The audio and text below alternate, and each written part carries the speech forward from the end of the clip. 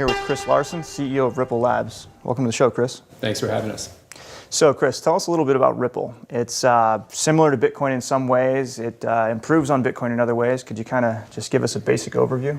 Sure. So there's sort of two things here. There's the Ripple protocol, and then there's Ripple Labs.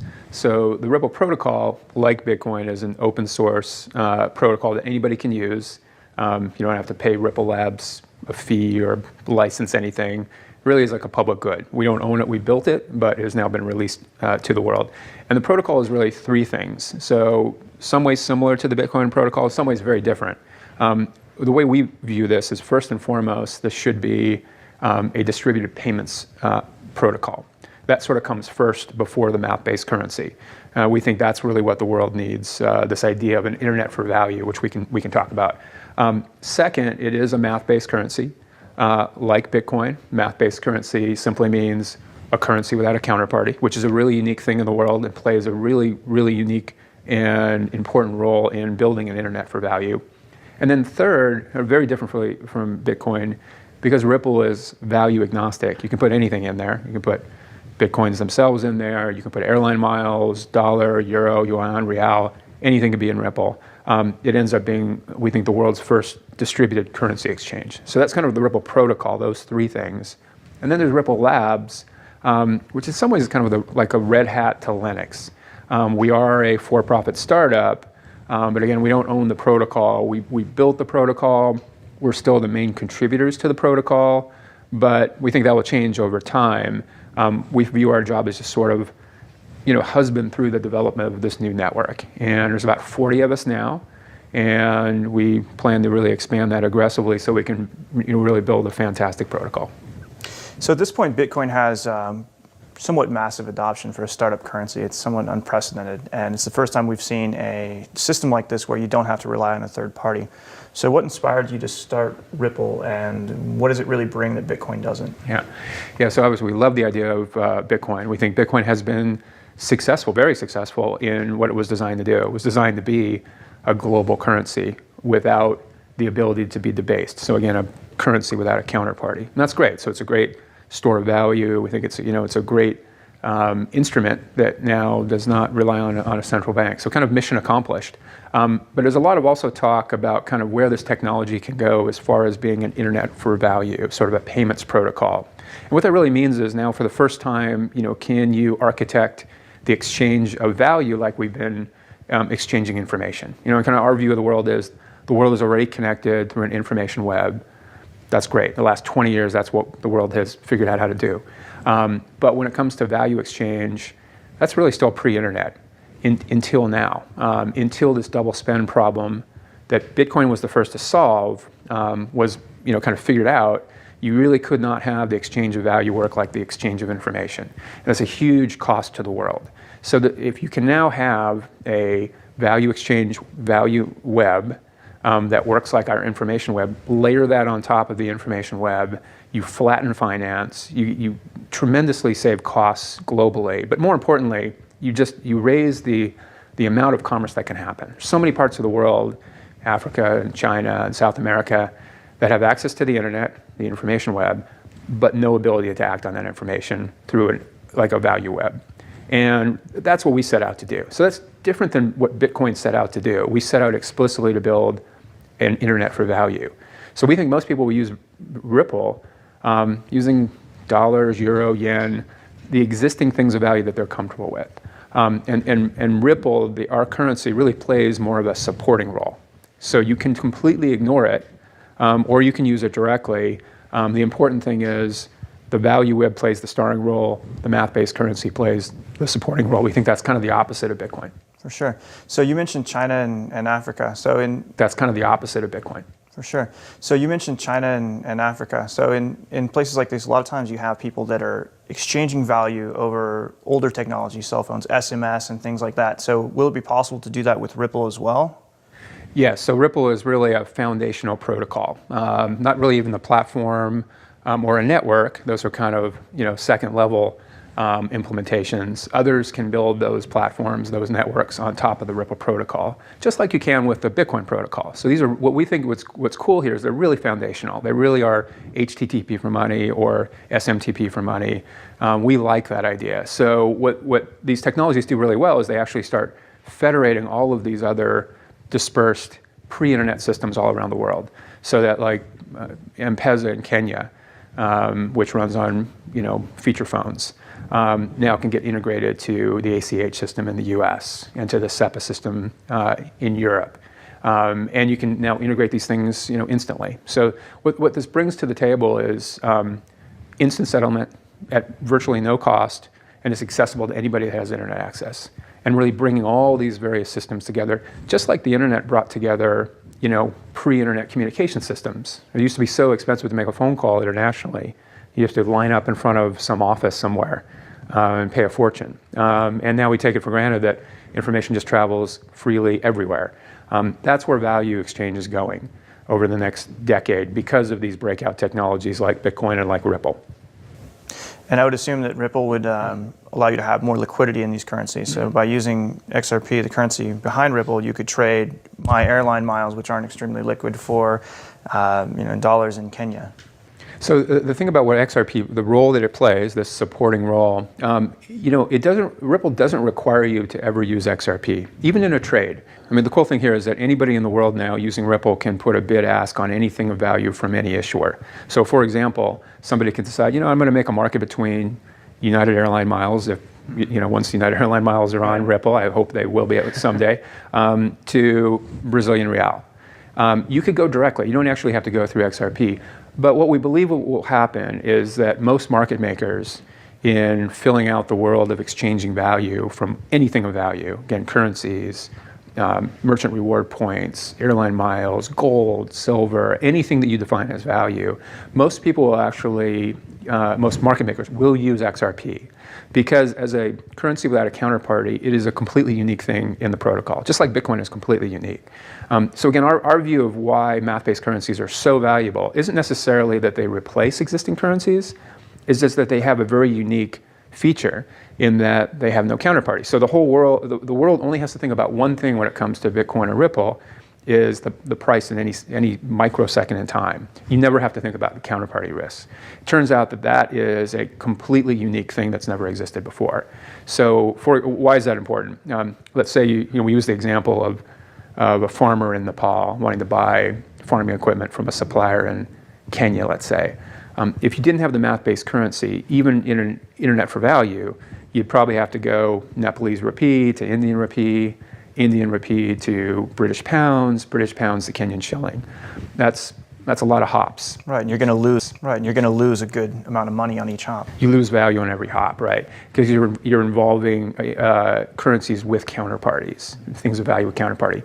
It'd be much better to go Nepalese rupee to XRP through a market maker, and then there's some other market maker that has made a market between Kenyan shilling and XRP. Now, Nepal and Kenya are one hop away. You're actually one hop away from airline miles, and everything is one hop away. That's why a math-based currency, we think, is really unique and really has value. Excellent. So what are your greatest issues and concerns with growing Ripple and adoption? There's a lot of things to think about in building these things. Obviously there's the technology piece, the trust in the code, the trust in the stability, always being up and always being in a distributed peer-to-peer system. So getting all those things right is really hard. Second is sort of the utility. Where can you use it? How do I bring dollars or real or Chinese yuan onto these platforms so you can buy whatever? That involves all kinds of regulatory issues, as we all know about. And then third is sort of the liquidity. Do you have enough market makers? Which again, the cool thing about these protocols is it can be anybody in the world. It could be somebody who's a student in the middle of inland China. Or it can be the largest, high-frequency trading company, on Wall Street. That's a cool thing, but we have to make sure that you get enough market makers in all these key currency pairs. So those are the kind of things we think about all the time: trust, utility, and liquidity. And then, of course, the other big thing going on here is reputational risk. I think that's where the industry is right now. You're seeing all these incumbents. Everybody's thinking about Bitcoin, math-based currencies, Ripple. They're all super intrigued. We meet with people like every day at the highest level. Where you are now is this fear of reputational risk of getting involved with these protocols. If a big bank gets involved, will they get this firestorm from their regulators? So that's what's holding everybody back. So that's really what we all have to work on collectively. How do you get law enforcement comfortable, and therefore then the banks are comfortable, and then that reputational risk is taken off the table, they see the value, and that's when you really start getting these things exploding. So what does 2014 look like, and how do you see all the other altcoins and the competition between Bitcoin and Ripple and everything panning out? So what we really want to focus on now is building an amazing team. So we're up to about 40 now, and we're aggressively recruiting for cryptographers and developers. We think this is all really about getting incredibly talented technology folks, business development folks, product folks, building stuff that's super valuable. So that's job number one, and that's what we funnel all of the, we've created a lot of value in XRP, which we're able to monetize. The one thing that's really unique here about these Ripple, Bitcoin is these are really the first protocols that actually have monetization built right in. It's kind of never been anything like that. If you look at Twitter, Twitter has had to be a platform because it was the only way you can monetize it. The really cool thing is you have a built-in mechanism. And what we're trying to do is use the value that we're being able to monetize already to pump that right back into the protocol. So that's kind of job number one. Then again, it's also working on the reputational risk in 2014. As far as the other altcoins, it's great. What is going to go on here, I think, is an explosion of things of value. Because if we can really have an internet for value, like Ripple, and that's what we're aiming to do, it's currency agnostic, value agnostic, that actually makes it easier for all these new things of value to flow freely. So that you could take a new altcoin and send it to a merchant in Japan. It shows up as yen, almost magically, because there's some market maker who's interested in making a market. So whatever the world is willing to value as a new thing of value because it has this feature or that feature, that's great. And I think Ripple really helps grease the wheels for that. Excellent. So how did you come up with the idea for Ripple, and how did it get started? So the inventor of Ripple was Jed McCaleb, who thank you for introducing us. Way back in the day when all these things seemed crazy, but absolutely genius programmer. Built eDonkey file sharing program. Was the founded Mt. Gox, and I think what he saw was that Bitcoin was super awesome, but what he didn't like about it was some of the how much electricity it used in its confirmation method. And again, what the real innovation here is all about is confirmation. Without a central operator, without a central clearinghouse. That's really the big technological breakthrough. And what he set out to do is simply build a method of confirmation that didn't burn a lot of electricity or computing power. And we call that the consensus method.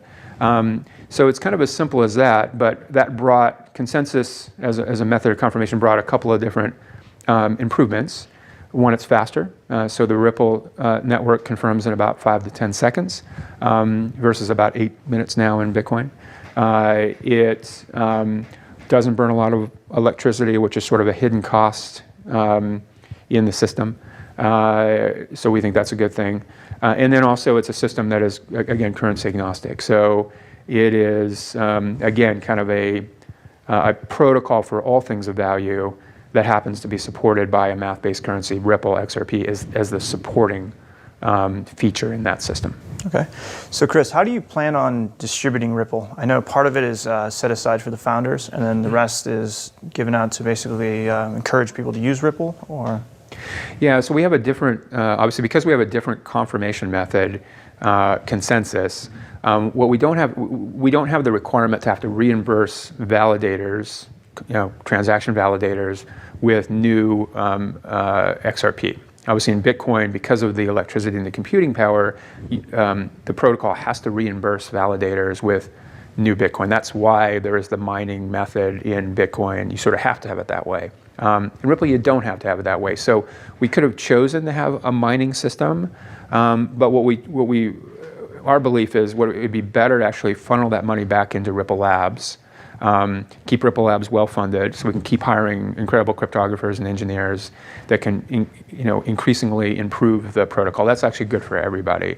And then the second part is, since we don't have to distribute it to validators, Ripple Labs can give it to business development partners, to consumers broadly, to people globally. So two things that we've been doing which we like is we've been incenting market makers with XRP forgivable loans. It's essentially the vehicle that we're currently using. But we feel that incents, say, big currency traders, high-frequency traders to actually be active market makers on Ripple. That provides liquid markets. That's good for everybody, gives them an incentive in the long-term success of the network. In some ways, just exactly what Visa did, is they sort of gave out ownership of Visa to key banks to participate in the system. We think that's good.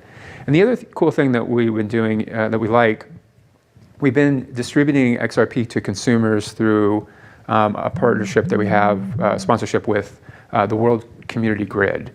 World Community Grid is a really neat project. It's sponsored by IBM. It's a .org that basically tries to get the world to contribute their spare computing power globally in a shared supercomputer that then works on social problems like AIDS research, cancer research, building better wind generators and solar panels. And it's a huge effort. It's been going on for about 10 years. Since November, what we've been doing is that if you contribute your computer, which can be an Android phone, it can be your PC, to the World Community Grid, for every the computing minutes that you provide, we will give you XRP. And it's been super successful. Ripple Labs now is more than half of the entire project, and the project has like 100,000 teams. So the Ripple Labs team now, we've contributed about 13,000 years of computing power in just 2 months. We're about 7 times what IBM is contributing every day.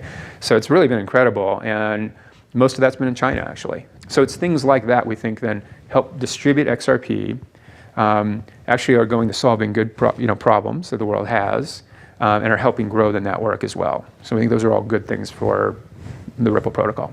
So Chris, how do you see the Ripple ecosystem growing, and where are people needed most? You need the gateways or users? Yeah, so kind of the 3 core things that you need in any kind of payments network. We need the gateways to bring on things of value globally.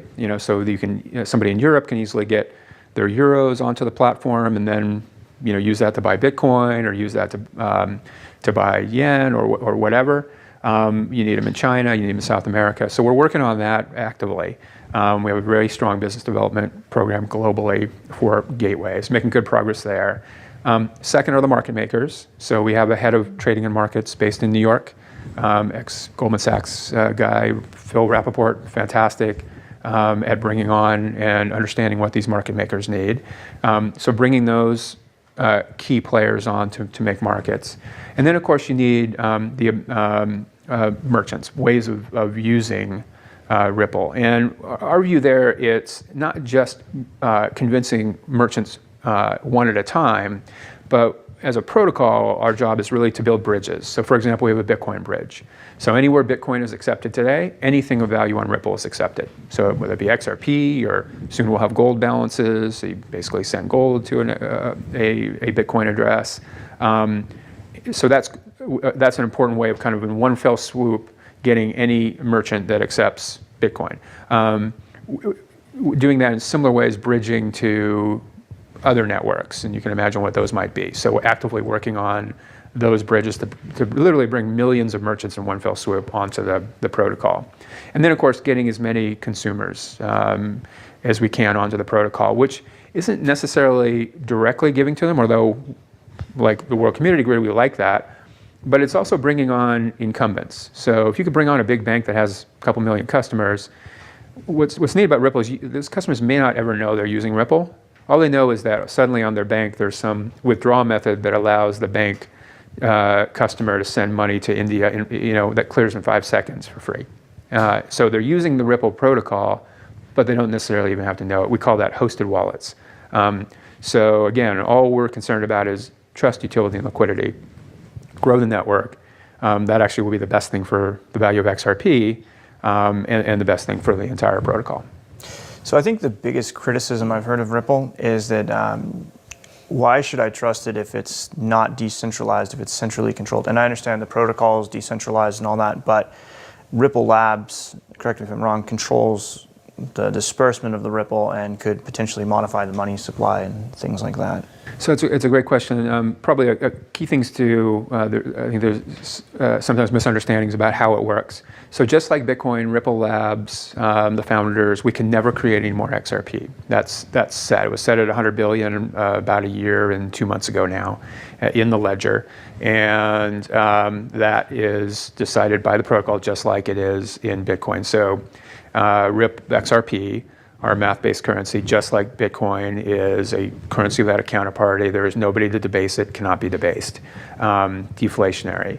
Now Ripple Labs, because we don't have the need to reimburse validators, started off with the biggest chunk of XRP. And one of our key roles is making sure that we distribute it as broadly in a way that adds as much utility and liquidity as we possibly can.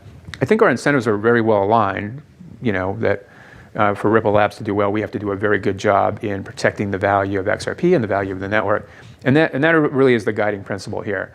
In our distribution of XRP, which is kind of a short-term thing, I mean, that will run its course. It's kind of the initial distribution.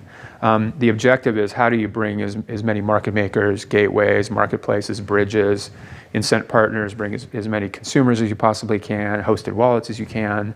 And we think that's actually a really great tool that Ripple Labs has to add value. For those that are skeptical, I would just say it's a different approach. Give us time. Hopefully we'll earn their trust over time that we're doing this in a way that adds the most value to the protocol. At the end of the day, that's all that matters. And we're constantly learning. We're constantly trying to maximize how we do that. But we think it's actually could be a real strength in making sure that things are being done to just add as much partnerships and value as we possibly can to the protocol. So Chris, if somebody wants to learn more about the World Community Grid, where should they go? So they can go to computingforgood.org, and that's sort of the sign-up page that will link your World Community Grid to your Ripple wallet, and you can earn XRP for donating your computing power to solving these problems like AIDS and cancer research and solar panel research. Excellent. Thanks for coming on the show, Chris. Thanks so much for having us. For more information on the World Community Grid and Ripple, see the show notes on moneyandtech.com. I think our incentives are very well aligned. Ripple. So Chris, if somebody wants to learn more about the World Community Grid, where should they go? So they can go to computingforgood.org, and that's sort of the sign-up page that will link your World Community Grid to your Ripple wallet, and you can earn XRP